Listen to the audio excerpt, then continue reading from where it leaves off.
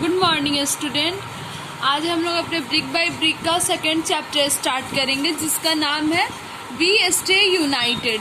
मतलब कि हम लोग एकजुट होके रहेंगे, इस स्टोरी का हेडिंग है। ठीक है, मतलब कि इस स्टोरी में एक यूनाइजेशन के बारे में, एक एकता के बारे में बताएगा कि कैसे रहना है। देखते आगे स्टोरी क्या है तब पता चलेगा। Once a gentle deer called Dodo-Eye lived in the forest. एक अच्छा खासा डियर था जो कि फॉरेस्ट में रहता था जिसका नाम था डोडो eyes. All the deer went out to the meadows every day to eat green grass that grew there. वहाँ वो लोग सारे dear,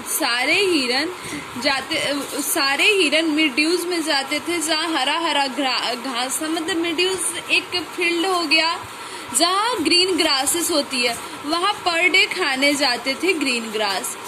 one day a hungry wolf saw Dodo eyes and his friend eating the grass in the meadow. एक दिन एक hungry wolf देखा कि बहुत सारे यहाँ क्या डियर आते हैं। मतलब डोडोज जो था और उसके फ्रेंड वहाँ घास खाने जाते थे, तो ये चीज एक हंग्री उल्फ देखा। As he peeped from the bushes he saw a single deer munching the grass all by themselves. एक दिन वो जो उल्फ था वो झांक के देखा, झाड़ी के पीछे से झांक के, पिप्ड मीन्स होता है झांकना, झांक के देखा कि एक सिंगल डियर है, मतलब एक अकेले डियर है जो पूरा घास खाया जा रहा है। The wolf pounced on the long deer and ate them. उस बाद ये उल्फ क्या किया, ये अकेला एक डियर जो घास खा रहा था उसके ऊपर पाउंस्ड किया, मतलब अटैक किया और सारा घास अटैक किया और उस डियर को खा गया। नेक्स्ट डे ही किल्ड अनदर डियर।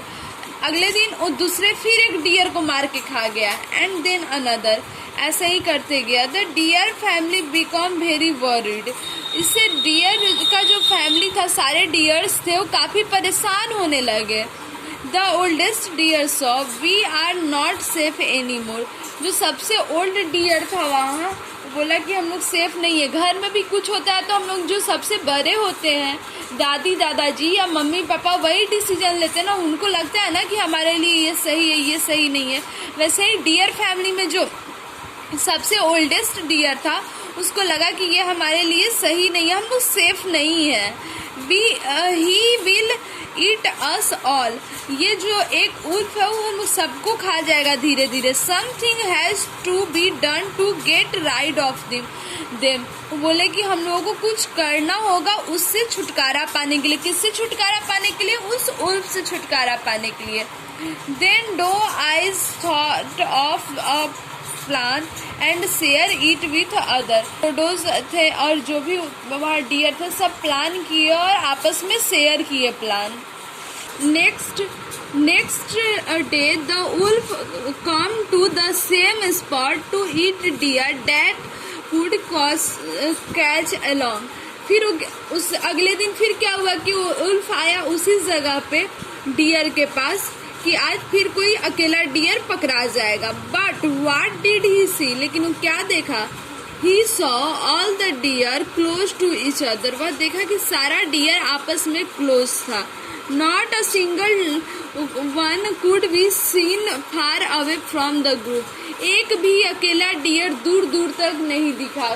जितने भी डियर्स थे सारे आपस में ग्रुप में थे। The wolf wait until evening. Wolf जो था शाम तक वेट किया कि कोई डियर अकेले दिखेगा और हम उसको मार के खा जाएंगे। Hiding behind the bushes but he could not spot a deer alone. लेकिन उसको एक अकेला डियर कहीं नहीं मिला। Tired the wolf walk away.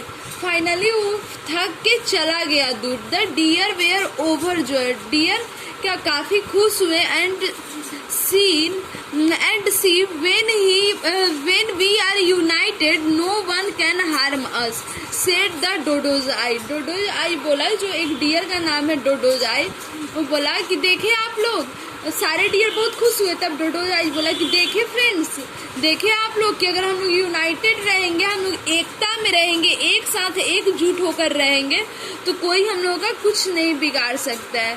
From now on we will stay united. अब हम लोग